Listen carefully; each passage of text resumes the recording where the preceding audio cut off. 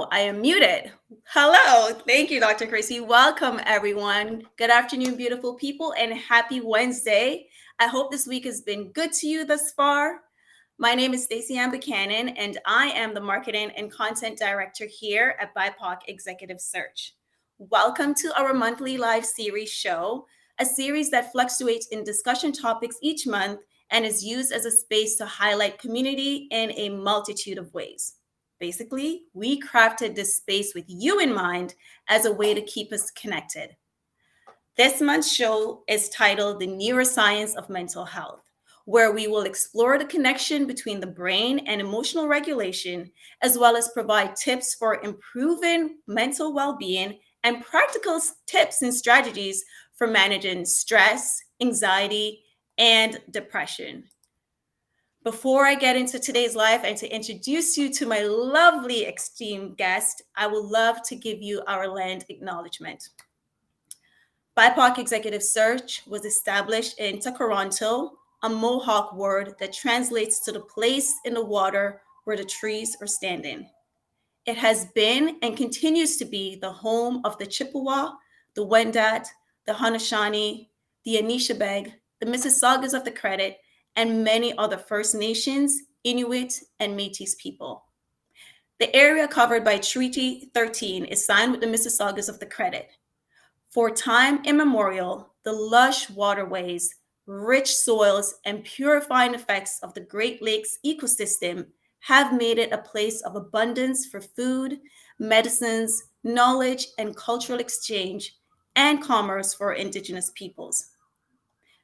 For those of us at the firm who are non-Indigenous, we will commit to honoring Indigenous ways of being and knowing by slowing down to examine our relationship to land, ecology, and ancestry. We will research and learn about the original caretakers of the lands we are occupying. We will reflect on when and how we arrived at this land, and we will actively work on moving from acknowledgement to long-term solidarity, kingship, and relationship building with Indigenous communities. Before I introduce my extreme guest, I would like to share her bio with you all. So, the lovely Dr. Krissy Doyle-Thomas is a medical neuroscientist and professor in Hamilton, Ontario. She is a widely published expert in medical conditions that affect the brain and mental health. Dr. Krissy is passionate about helping people maximize their potential as it relates to understanding how the brain works. She is committed to translating scientific research into terms and practices that can help communities live healthy, mindful lives. It is such an honor, Dr. Krissy, to have you on our show today. Welcome, welcome, welcome. How are you doing? Thank you so much for having me, Stacey Ann, and I am thrilled to have this conversation with you and to support this educational series that you have going. Thank you for the invitation. I'm doing well. How are you? You know what? I am doing fantastic. I am doing fantastic. So I want to get into our talk today, Dr. Krissy. And wait, before I start, audience, we've been doing this show for about 2 years, and I've always told you, make sure to take notes. So see, I come prepared. I have my notebook here, and I'm taking notes because Dr. Krissy is going to lay it out all for us. So let's get into it, Dr. Krissy. Mm-hmm. What is mental health? Well, you know what? I have to applaud you for starting with that question because there is a bit of a misunderstanding. Sometimes when we talk about mental health, we think it's synonymous with mental illness. And it really is far from that. We all have mental health, just the same way we all have physical health, right? So when we're talking about physical health, we think of the body, we think of exercising and eating well and lifestyle choices. When we think of mental health, it has to do with the health of the mind. And that's really anchored in the properties of the brain, the physical activity and structure of the brain, and how it's supporting our thoughts and our feelings and our behaviors. So mental health is the health of our mind, which is influenced by the health of our brain, and where physical health is the health of the body. And collectively, it has everything to do with our health, right? People exist up and down the mental health spectrum. So we have a slide that shows us what that is. So this graphic that's going to come up represents the mental health spectrum. There it is. And from any one point of time, we can be on the very left of that slide where we can be healthy, we can be thriving, we can, drift a little bit more to the right where we're coping, or even more where we're struggling. And at the very other end is where we see that we might be unwell. And that's where mental illness happens. But at any one time, we are all existing somewhere along this spectrum. Thank you for showing that slide, Stacey. And we all exist along that spectrum. Stats Canada gave us a stats recently that 1 in 5 people in Canada will personally experience a mental illness. So just kind of think about all the people you encounter every day walking on the street or even in your homes, right? One of those individuals might be living with a mental illness. We all experience that. That goes to say that if we are not, we're somewhere else on that spectrum, whether it's thriving or coping or struggling. And there are things that we can do to support our mental health and also protect against mental illness. And if we are ill, there are supports for that as well. So I think to wrap up that question in a nice bow, I really want us to understand that we all have mental health and there are things we can do to support it. Thank you so much for that. I know there's like this misunderstanding of mental health versus like mental illness. So thank you so much for clarifying that. And the stats are pretty high. 1 in 5 could be a neighbor. I mean, I'm somebody who personally lives with anxiety, and before I struggled with depression and suicidal ideation. So I know these stats are real. I want to get into really like, how is mental health now? Like, we know that you're a scientist and the studying of the brain is your forte. So can you now help us understand how brain activity connects with our mental health? Yes, absolutely. Now, how it connects is that we have chemicals in our brain, and this is like the gas in the car. If we think of the brain as the car and we think of, the chemicals as the gas or the electricity, depending on what kind of car you have, that's what really makes the car go, right? So we have chemicals in our brains, and these chemicals is what mediates things like our behaviors and our thoughts and our feelings.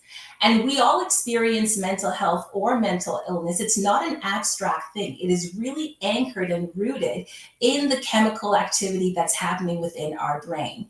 And these chemicals create our experience of thoughts and behaviors and feelings. Now, it might sound abstract right now, but it's things that you might already be aware of. If I say adrenaline, right? We all kind of know what adrenaline is. It's that push we get when our heart rate starts to be elevated. We might get sweaty palms, we might get a little anxious. That adrenaline is a chemical, and it's activities on the body that is actually changing our feeling or the state that we are in at the time, right? Another chemical might be endorphins. We all, when we work out or even when we go to a great comedy show and we start to laugh, that feeling of, life is blissful, that kind of euphoria really is the actions of endorphins. That's another chemical that we might be aware of, and that acts on the brain and acts in our system to change our behavior and our impression of how we are doing at the time. Another chemical, which I know we've all experienced, but we might not have known the word for it, is oxytocin. And that's our love or attachment brain chemical. So when we hug our kids, or we play with our pets, or we have a great conversation with a friend, or we get a compliment, or we give a compliment, or we, practice gratitude, all of these things trigger oxytocin. And that's why we feel loved and we feel, that connection with another human being. So I say these examples to say we kind of know the impact of those chemicals in our brain. We might not have had the name before, but it's to go to show you that chemical changes and activities in our brain is what leads us to different experiences, whether it's a behavior or a thought or a feeling that exists. So that's the connection between our brain and mental health and how it's related through chemical activity. Oh, wow. You talked about adrenaline, and you can also you can also have adrenaline after a workout too, right? That rush that you Yeah. feel. Absolutely. And that a lot of times, like that heightened feeling that we feel that we've just conquered conquered the world, right? Yes. Is the action of endorphins as well. Endorphins is that natural pain reliever. So sometimes you might experience, you go into a workout and your muscles are aching and stuff, and you're like, I don't know if I could do this today. But 10 to 15 minutes in, you're in full rotation. You're there, and you're not feeling that pain again. That's the endorphins flowing. It really is there, a natural pain reliever, right? That chemical that allows us to kind of really engage with that pain relieving mechanisms within our body. Oh, wow.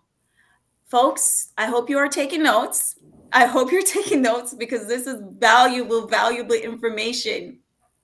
Dr. Krissy, thank you for that. Now, when we talk about all these different chemicals that we can feel when our bodies are moving and activating, can life experiences then somewhat change the activity in our brain? For instance, like I know some people may go through feel depressed after Mhm. a breakup, or maybe Mhm. feel depressed after not passing their last exam to, I don't know, be a nurse, or to to get that test, or to get that job that they want, or you didn't get the interview. Can life experiences, or maybe the death of a loved one, can this change the activity that's going on in our brains? Yeah, absolutely. Absolutely. Like our brain chemicals are strongly influenced by what's happening in our environment. And when I say environment, I don't mean like the nature and the weather. I mean what's happening within our lives. We have life stressors, and they can be external or internal. If we talk about external life stressors, we talking about things like maybe the passing of a loved one, or an injury, or illness, or the breakdown of a relationship, or even being the victim of a crime, or life transitions, whether we're graduating from school, going into the workplace, or we're retiring and going into our mature years. These transitions can be life stressors and change the chemistry or the chemical activity in our brain. We could also experience internal stressors, which are things like unmet expectations or demands on our time that makes it difficult to cope, or misperceptions or assumptions or fear and anger. These are the kinds of things, stressors, that can change the chemical activity in our brain. And more so than not, when we are stressed out by these life stressors, we actually experience the impact of cortisol, which is our stress hormone. And that's another word that we might have heard before. This is also a brain chemical, right? It acts on our brain cells. Cortisol mediates our stress response along with adrenaline. So there you go. Adrenaline is active there again. And the main function of this stress response is to keep us safe in the face of danger, which is something really cool that our body can do. We have two systems in our body. We have one system, which is our rest and digest system. And this is the system that when our heart rate is slow and comfortable, when we're digesting our food really well, when our body is relaxed, this is our rest and digest system, also known as our parasympathetic system. The opposite system is our sympathetic system. It's not the same word as sympathy, but it's sympathetic system, and that's our stress system. And when that system is active, what's happening is our heart rate is elevated. We might experience sweaty palms. We might not be able to digest food the same way. These are some of the things that we experience when we're stressed out. And our body, those two systems cannot be active at the same time in our body. So when one is active, the other one is shut down. And this is because we have limited resources in our body and in our brain, and it has to be focused on one or the other in order for those functions to work, right? So when one is active, when we're stressed out, the other, our rest and digest, is not. And in the acute stage, like when it's a little bit of stress, that's advantageous because we want to be alert, right? We want our performance to be improved. We want to boost our memory, as in if we're in the same situation in the past, what did we do? Those things will help keep us alive. Think about when you see a lion, right? You want to think, what did I do the last time I saw a lion? Right? That kind of thing. But we're no longer seeing lions every day, right? We're really in a developed world.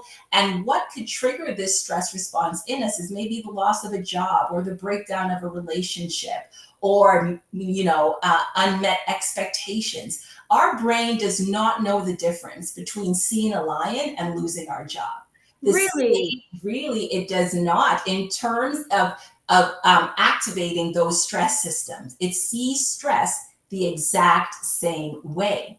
Now, again, in the short term, that's advantageous. We're more alert, we're performing better, we're boosting our memory. But in the long term, this is actually quite bad.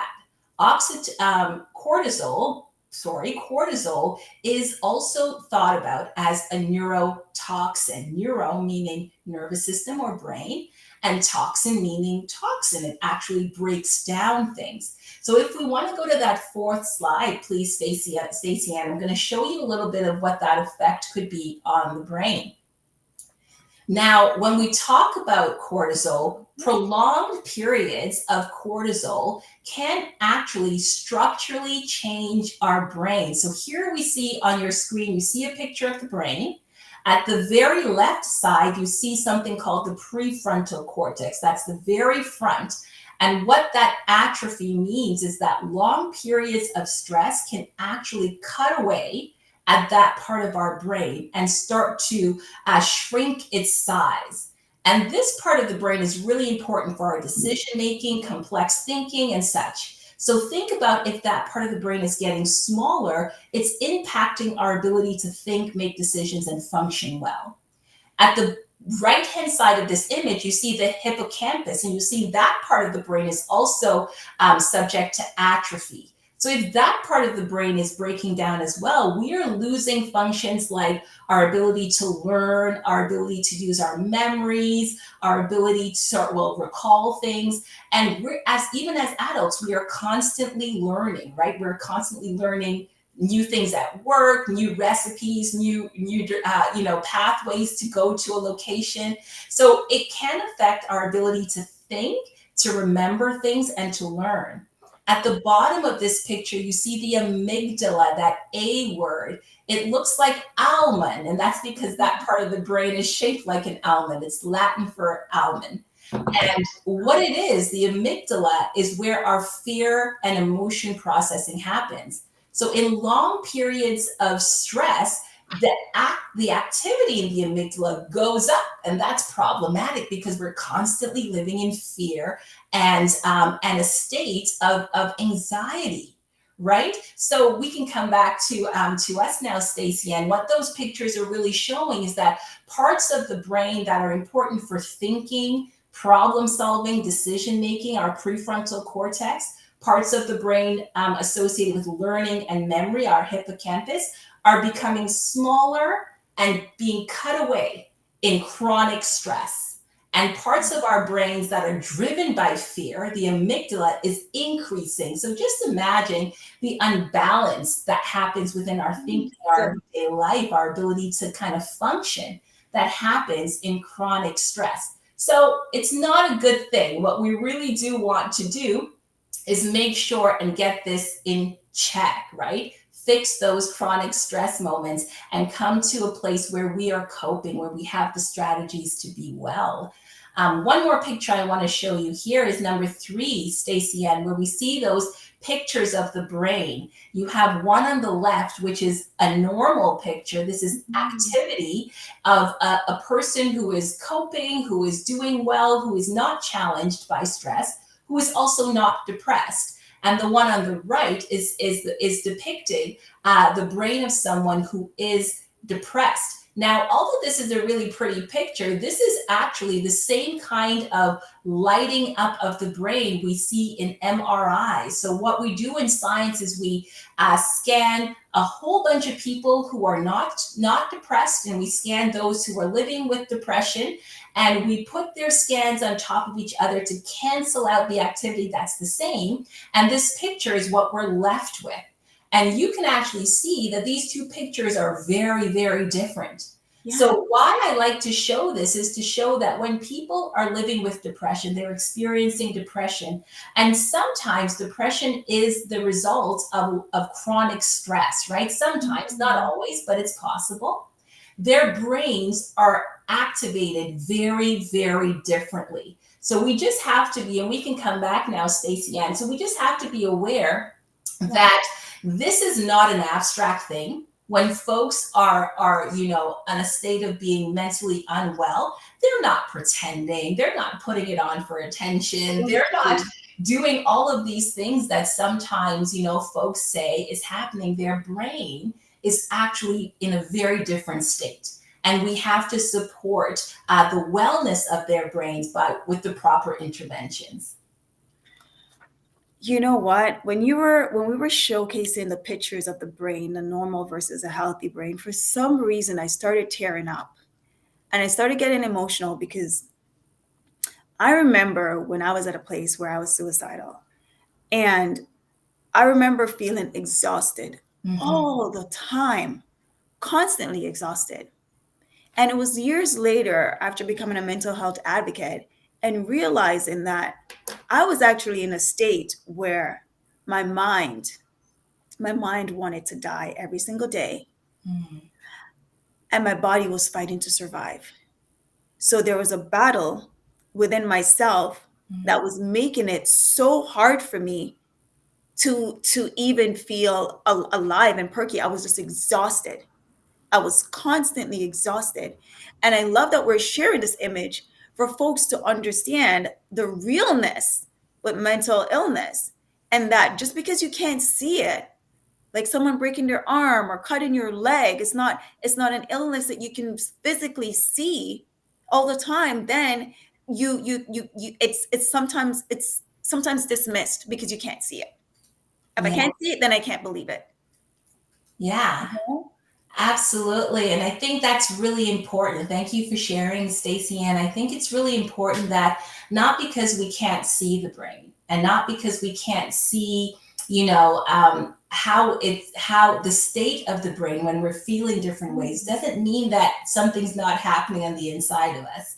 Something very different from a typical functioning brain in different ways. So just being aware that, folks who are mentally unwell, or even those in the spectrum who are, just coping or even struggling. They're not unwell yet, but that they are living with a lot of stress where it is impacting their ability to function. Their brains are in a different state, and we need to support those individuals in a very different way. Not brushing it off because we can't see it like a bruised ankle or a hurt back, but supporting them and supporting their wellness in the way that that would help them to cope a little bit better. Oh, thank you. Honestly, just thank you so much for this work that you're doing and this awareness that you're bringing and sharing this information that is often lost, or that is often not even talked about or heard about. Audience, I just want to give you a brief backstory of how I met Dr. Krissy. Dr. Krissy and I was on a panel discussion a few months ago, and it was for Amnesty Canada. We were talking about mental health in the Black community. And it was four of us, and we represented, all four women on the panel represented different forms of mental health care. So I represented the lived experiences. My friend Nicole represented the caregiver experience, which we don't often hear from the caregiver. My friend Roxanne represented the psychologist, and Dr. Krissy represented the brain and the connection between the brain and mental health. And after hearing her speak, I was blown away, because I was like, oh my goodness, as someone that has struggled with depression and struggled with anxiety, I finally, there was a blueprint. I call it the blueprint as to what happened to me before and what is happening to me, why I can't even speak, but it was giving us a blueprint to really understand how mental health is connected with our brain. And so again, Dr. Krissy, I want to thank you. I know that information that I learned, I'm a person like this. Sharing is caring. And I'm like, we gotta bring this here. We have to have Dr. Chris here to share this information with our audience and with our community, because we created this live series. We created this for you. We created this as a way to connect. Dr. Krissy, I'm going to go into our next question. So, yeah, we want to talk about like what happens when we are unwell, when a person is unwell, and how does therapy and medication affect the brain? Yeah, I think that's important, right? Because we're talking about the activity of our chemicals, right? We're talking our brain chemicals. We're talking about how it's affected when we're stressed out, when cortisol is there, right? And we're going to touch upon, like, lifestyle choices that can also positively impact our brain and our mental wellness to kind of keep us in that place within the spectrum that is not where the unwell rightmost part is. But it's important for us to also understand how treatment impacts that, right? The brain changes with the right support. It's possible to strengthen and repair the brain if it is unwell. And the point of treatment is really to figure out how can we support someone by teaching them how to enhance their resilience, how to boost their coping mechanisms so that individual can adapt in their situation.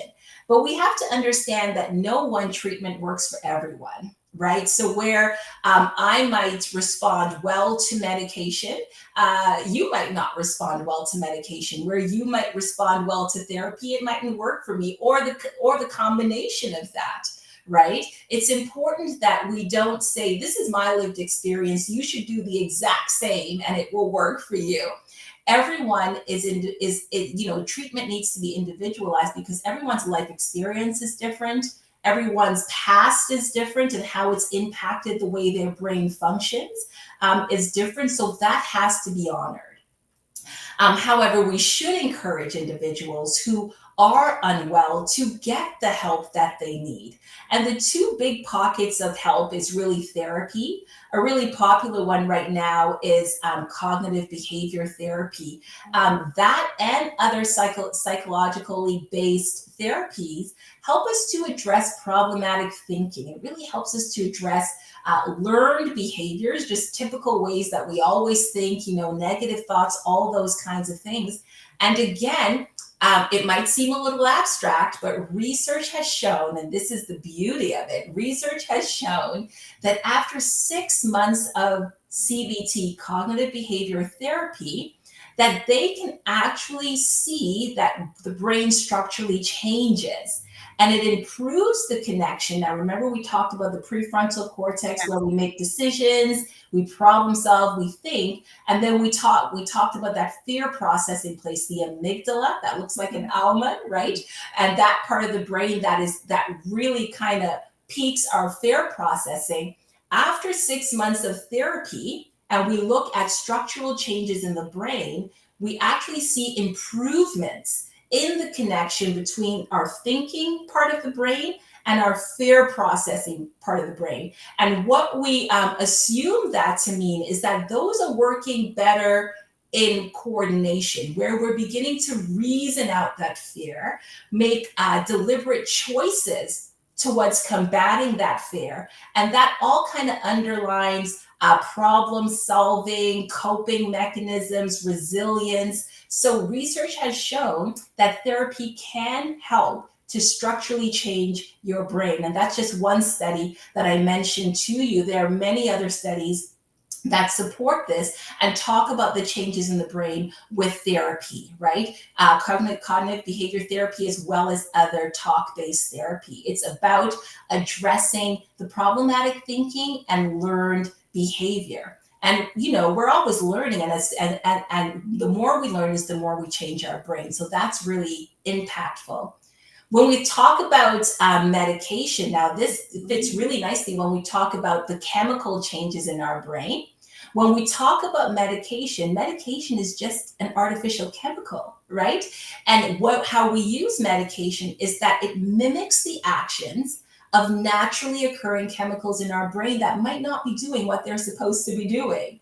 So if we're low in serotonin, which is our mood stabilizing chemical, and we have an SSRI, so that's a selective serotonin reuptake inhibitor. SSRI is one such class of medication that's used in particular with depression. What we're doing by introducing that is leaving more serotonin active in the brain by inhibiting the brain's ability to remove it, so that we have more likelihood for its actions in the brain to help us to support our mood and our contentment. So I say that to say medication is a chemical solution for a chemical problem. And Oh, that is why it can be so impactful when we are thinking about medication in the treatment of mood disorders. Dr. Krissy, I'm going to ask you to say that one more time again. Medication is a Is a chemical solution for a chemical problem, right? So the okay. more we understand that chemicals are behind our brain activity, where behavior, thoughts, and feelings are involved, if our brain activity is not doing what it typically needs to be doing, we can help it out with artificial chemicals that impact those systems that either produce the chemicals or lengthen the activity of the chemicals in the brain to allow us to get a little bit more help. And as we continue to heal and learn, coping strategies and increase our resilience, then potentially our need for those medications might go down because our brain is starting to produce it on its own. Mm, So it's an interplay, and that is why it's so important that if you are unwell, you go to a doctor for support, because these interventions support the health of your brain, the health of your mental well-being, and it's really important because you mightn't be able to do this on your own. I always give the example of, for example, during COVID, I shattered my kneecap, right? I can't just sit on the couch and think my knee is going to heal itself. I had to go to the hospital. I had to get, the guidance and support of experts to put my knee back together. After 2 surgeries and rehab, it got back to where it needed to go. But I couldn't do that on my own. And we have to realize that the brain is part of the body. The same rules that apply to, a busted knee applies to a brain that might not be functioning as it should. So get the professional help you need to support you if you are feeling unwell. Thank you so much for all of this because, there is a huge stigma when it comes to medication Mhm. around it. And, I don't want to take the medication. It's going to make me worse. It's going to make me more ill. There's a huge stigma. So hearing you talk about that it is a chemical solution for a chemical problem really puts things into perspective. And I also want to thank you again for talking about therapy and how important therapy can be when you are unwell, because I've always said that therapists, they give you a key to unlock a door that you didn't even know existed. You didn't even really, it's there, but you didn't know. And it's such a guiding light and such a guiding force for us. And I know when I started taking therapy, how much that it helped me improve, just not just my brain activity, but just how I function and how I look. My perspective on life changed. So thank you so much for sharing these with us, because folks need to know. And I hope you're all there taking notes. I hope you're listening. And if you missed this live, there's a replay, so you can always catch it. And thank you for everyone that are tuning in today on this wonderful Wednesday afternoon, and that we're here with Dr. Krissy, and we're learning about the neuroscience of mental health. We're going to go into our next question. And I want to know, knowing all of this information, Dr. Krissy, that you have shared with us now, Mhm. how can we protect our brains? And is there things that we can do to maintain our brain and mental health care? Yeah, absolutely. And I really encourage folks to remember that the same way we're actively involved, or we try to be actively involved in our physical health, like we may try to eat well, we may try to exercise or at least go for walks, that kind of thing. It's the same way that your mental health takes active attention. You have to actually actively engage and exercise your brain in order to support your mental health. And remember, at the very beginning, we showed that mental health spectrum where we're all on it. Somewhere we exist along that spectrum. And there are lifestyle choices that we can do to support our wellness. Now, I should say, I'm going to preface this by saying these choices do not heal us when we are unwell. That's not what happens. If we are unwell, we need to seek professional help. And we talked about the effectiveness of that. These lifestyle choices that we're going to talk about next are really there to help us cope with life as it happens, right? And to help us to activate those happy brain chemicals that we can. So it will not make us well again if we are experiencing illness, but it will help our resilience if we're somewhere else on that spectrum. If, whether we're thriving or we're coping or we're struggling, when we're somewhere else on that spectrum to help us kind of support our resilience and support the activity, the chemical activity in our brain. Now, there are four chemicals that we call our happy brain chemicals. And there's a really cute acronym that we use to help us remember this. It's called DOSE. And I think it's so wonderfully coined because it helps us to know the same way you take your vitamins in the morning, it's the same way you can dose your brain, right? To be happy. But we can do it in all natural ways. So when we talk about dose, the D in dose stands for dopamine. And this neurochemical has to do with our reward, our pleasure, our motivation. This is the neurochemical that we feel like when you have a to-do list and you check off something in that to-do list and you feel really good. That's all dopamine. Sometimes I put things on my to-do list just to check it out so I can get that dopamine, right? It's the action of dopamine, and there are things we can do in our life that activate it, and we'll talk about that in a bit. The O in dose is oxytocin. And we already started talking about that a bit. That's our love, our connection, our attachment neurochemical, right? That's when we hug our kids or we get a really good hug from someone who loves us, or we have a great conversation with someone, or we play with our pets, right? Oxytocin is there, and that helps to boost our mood. Serotonin is the S. And that is the contentment or the mood stabilizing neurochemical. And that is really activated when we do things like we go out in nature. Just think about, like, when you go to water, when you walk alongside water, or you take a great hike, or even just an evening stroll in your community, right? A 20-minute walk around the block, how you feel from just being outside and exposed to the sun, that actually changes the chemicals in your body. Serotonin is one of those chemicals that is impacted. And the E of dose is endorphins. And we talked about that in relation to exercise. We can also, experience endorphins when we laugh, like when we have a really good laugh with our friends or our families, or we do aromatherapy or acupuncture. Those kinds of things trigger endorphins. That's our natural pain reliever.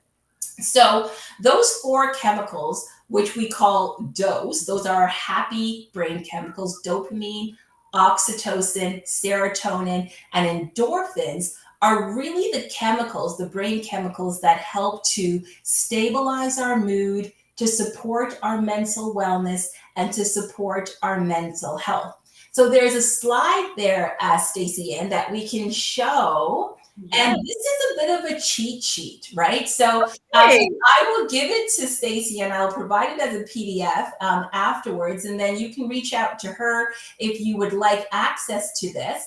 But it really shows you some of the key things that we can do every day. You can pick 2, 3 of these things or one from each column, whatever you want to do, to dose your happiness, to support your mental wellness. So there under dopamine, you see things like listening to music, right? Yes. Reading a book, exercising, getting enough sleep. Sleep is so important. Let Oh, me pause yes. there for a second and talk about the impact of sleep. Sleep, Stacey, and let's come back and we'll come back to this chart in a second. Okay.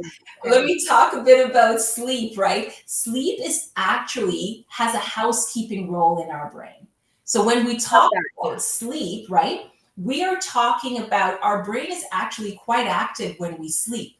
We might be dreaming and unconscious, but well, not unconscious, but we might be resting at the time. But our brain, there's a lot of functions that's still going to keep us alive, to move our memory and our learning into long-term memory. Sleep is very important for that transfer into long-term memory. It does a lot of things. One of the things that happens during sleep is that there is something we call cerebral spinal fluid, which is like a fluid within our brain that goes around and washes away toxins, right?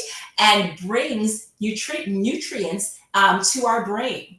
And one of the toxins that gets wiped out when we sleep is cortisol. So this is why sleep is so important. Just think about, Oh, nights where you have like really, you're not able to sleep well, you're probably agitated the next day. Or you try to pull an all-nighter and you get up and you can't write the test because you forgot everything. Sleep was there to try to consolidate that memory, right? You haven't given your brain the time to rest. So sleep is very important and it helps us deal with stress. It also helps to activate that dopamine that we saw on the list, right? So listen, there's quite a few members here, quite a few of my team members that I love to sleep. I love to sleep. Tack, I hope you're listening to this and you know it because we are nappers. Olivia, like napping and sleeping is like, oh, my favorite thing. I always feel so refreshed after, even when I'm going through some stressful situations. I always say to myself, let me sleep it off. yeah, Just let me rest. And when I rest and I come back, Dr. Krissy, it's like it's brand new. I feel like a absolutely. huge weight of that stress that I held on to is just gone. So thank you for talking about the importance of sleep because we seem to think that, 2 hours of sleep and we're good to go. No, we Mhm. need that sleep. We need Yeah. it. Yeah, we're dosing our brain. We are dosing our brain. And I the research shows, and oh my goodness, I didn't check before this talk, but I think it's about 5 to 7 full sleep cycles of REM sleep to get us to our complete rested state that is optimal functioning for our brain. And some people that's 7 hours, some people that's 9 hours, some people somewhere in between there, right? But it's those complete cycles of sleep. And we have a few stages of sleep that you need to allow your body to go through for your brain to be fully rejuvenated, right? So just keep in mind that sleep is important. It's important. I love it. I love it. Do you want me to get back to Yes. the slide? Yeah, let's go back to the slide. So we're still on the dopamine. We talked about dosing our brain with dopamine. The next thing is getting organized. Just think about how you feel when your workspace is cleaned up or your room is cleaned up or your home is cleaned up and you can actually think through the things that you have to do. Getting organized also doses your brain with those happy brain chemicals. Completing a task, that's that to-do list that I mentioned. Engaging in self-care, it can dose your brain with happy brain chemicals. Keeping that in mind. Eating your favorite food, that's gonna really bring about that pleasure. A lot of And foodies on my team. yes, Yes. and celebrating your wins, big or Oh, small. Do not miss celebrating those wins. And right. the reason being is it doses your brain with dopamine, right? Love it. I love it. Celebrate your wins and give yourself flowers, okay? Absolutely, absolutely. Now, if we look at the O, it's oxytocin. That's the connection one. So some suggestions for you: get a massage, Mhm. cuddle with your pet, with someone that you love, right? Give someone a hug. Tell someone how much you care. Make your conversations count. Yes. Socialize, play with a pet, make love, give a compliment, volunteer. These activities produce or support the healthy activity of oxytocin in your brain, and it will dose your happy brain chemicals or dose your mental health, right? If we look at the S, serotonin, this is contentment. This helps to stabilize our mood. Important thing here is eating well. And you know what? Let's come back as Stacey Ann. Let me tell you a little bit about why we should eat well. When we think about food, just think about these chemicals. Again, we're talking a lot about chemicals today. Chemicals have to come from somewhere. Our body has to synthesize it in some way. And the way that they're synthesized is from the foods that we eat. So we have to be very aware of how are we feeding our body, right? We have to be consuming foods that contain fatty acids, antioxidants, vitamins, and minerals. These nourish the brain. When they hit our digestive system, it breaks it down and it becomes the precursors to which our body uses to synthesize the neurochemicals we need. There are studies that show that 90% of our serotonin, right, our contentment chemical, is built in our gut before it gets to the brain. Wow. So this is why it's so important that we have to be aware of what are we eating. So let me give you some ideas. So get your notes out. Let me give you Get your notes out, okay? Some foods that you should prioritize. Fatty fishes, things like salmon and trout and tuna, herring, sardines, those are good. They're rich in omega-3 fatty acids. Coffee is also good. Tea is also good. Green tea is very good. High in antioxidants and also helps with a little bit of energy boost, right? Blueberries, deep colored berries are so important. Things like turmeric and broccoli, pumpkin seeds, dark chocolate, nuts, oranges, eggs. These foods and drinks all support the healthy production of these chemicals. They protect from learning impairments. They also protect against depression and dementia. So they actually help with those chemicals. They improve our alertness, our mood, our concentration. They protect against brain fog. They also improve the signaling between our brain cells, and it slows mental decline. So food, what we choose to eat, is very important. The opposite, when we choose really processed foods and very sugary foods, it causes inflammation in our body and in our brain, and that impacts our mood. So being aware of what we eat is also very important, and it's why it's under that S. We can go back to the slide now, Stacey Ann, because as I mentioned, 90% of our serotonin is built in our gut and then moves to the brain. So eating well is very important for this, right? Another thing that would boost our serotonin is really exposing ourselves to sunlight, right? The days are so beautiful right now in Canada, right? I don't know where everybody's from, but take advantage of that sunlight. Get out there, get that sunlight on your skin, on your face. It will help with the chemical production in your body. Manage your stress, support your gut bacteria. So that's the way that you process food, because there is a brain-gut connection. That's very important for our mental health. Again, diet is there. Practice gratitude. What are you grateful for? That little activity of practicing gratitude can affect the chemicals in your brain. So practice gratitude, meditate, pray, enjoy nature, take a cold shower, have wonderful scents in your environment, whether it's essential oils or candles or what have you. Activate all of your senses, these in ways that are pleasurable to you. These will help to support your serotonin activity in your brain. I don't know if you want to say anything there, Stacey Ann, before we go to endorphins. I'm loving all of this. Okay, good. When you went to essential oils, I can just smell the lavender already. Yes. Absolutely. And our last column here is endorphins. And as I mentioned, it's the natural pain reliever, right? That our body naturally produces that helps us to combat pain. So we experience these endorphins when we exercise, when we dance, when we move our body, when we stretch, when we make love, when we laugh. Aromatherapy, acupuncture, and even sweating in a sauna can trigger endorphins. So let's come back, Stacey, and to you and we can kind of talk about some of these things. Yeah, I'm loving all of these things. I remember when you were writing, when you're talking about the foods, I was writing down the foods, and even coffee, because I'm a big lover of coffee, and I know there's a few coffee lovers like Jason and Erica on our team. So I'm like, this must be great news for you all. But this is all such valuable information, Dr. Krissy. Thank you so much. And thank you also for sharing this with me so then I can then share it amongst our team and also with our community.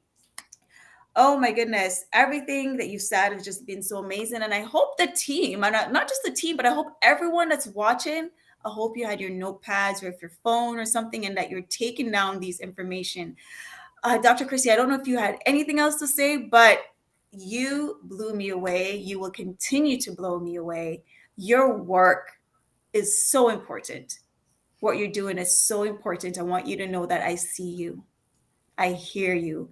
And I am so grateful for the work that you're doing with all our communities and teaching us about our mental health care, because that is something that is not it's not so efficient and it's not so much out there, and you are doing the work. And I want you to know that I see you and I thank Thank you. you. Thank you, Stacey. That was a good boost for my oxytocin. I appreciate it.